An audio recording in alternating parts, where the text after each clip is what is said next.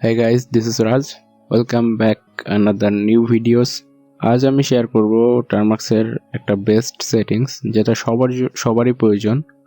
আমরা যখন Termux first time install করি সেক্ষেত্রে আমাদের Termux এর যে নেভিগেশন বারটা থাকে এটাতে কিছু শর্টকাট কি দেওয়া থাকে যেগুলো হচ্ছে আপ অ্যান্ড ডাউন, ইরেজ, তারপরে কন্ট্রোল, আরও কয়েকটা কি দেওয়া থাকে, বাট এর মাঝে সাইড কি যেমন লেফট রাইট এই কিগুলো দেওয়া থাকে না। এগুলো ইউজ করার জন্য আমাদের আলাদা কিবোর্ড ব্যবহার করতে হয়, যেমন হ্যাকার কিবোর্ড। সো আমরা এখানে এক্সট্রা কিছু নেভিগেশন কি অ্যাড করব।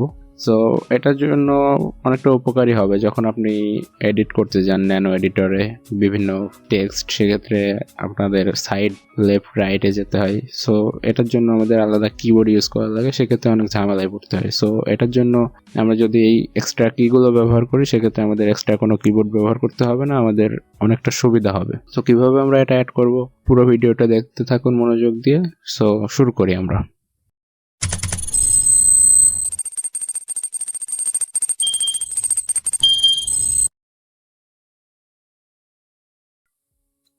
সো অ্যাট ফার্স্ট আমরা টার্মাক্সে চলে যাব।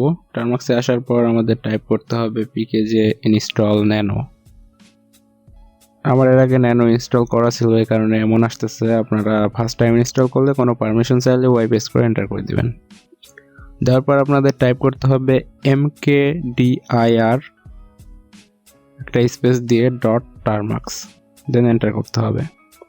এন্টার করার পর mkdir দিয়ে তো আমরা ফোল্ডার ক্রিয়েট করি। দেন আমরা যদি এখন ls টাইপ করি, সো এখানে দেখতে পাচ্ছেন যে কোনো ফোল্ডার ক্রিয়েট হয় নাই। সো ফোল্ডার ক্রিয়েট হয়েছে বাট এটা দেখা যাচ্ছে না, কারণ টার্মাক্সের আগে আমরা একটা ডট ইউজ করছি, এর জন্য এটা শো করতেছে না। সো আমরা এখন cd.termux দিয়ে .termuxটাকে সিলেক্ট করব, দেন এন্টার করব। এরপর ls টাইপ করলে আমরা এখানে দেখতে পাচ্ছেন যে ডিরেক্টরিটা ফাঁকা, এখানে কিছুই নেই। সো এই জন্য আমরা এখন টাইপ করব ন্যানো, একটা স্পেস দিয়ে আমরা লিখব termux.properties। আপনারা স্পেলিংটা মিস্টেক করবেন না, সঠিকভাবে দিবেন। লেখার পর এন্টার করবেন। এন্টার করলে ঠিক এরকম একটা এডিটর শো হবে আপনাদের সামনে। দেন আমাদের কিছু কমান্ড প্রয়োজন হবে।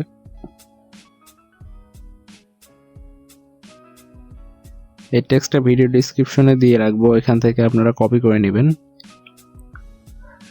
নেওয়ার পর ন্যানো এডিটরে এসে এখানে পেস্ট করে দিবেন। পেস্ট করে একটা এন্টার করবেন।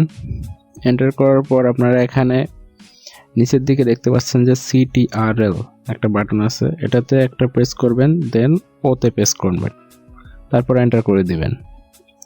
দেওয়ার পর আবার কন্ট্রোলে প্রেস করবেন একবার, দেন এক্সে ক্লিক করবেন।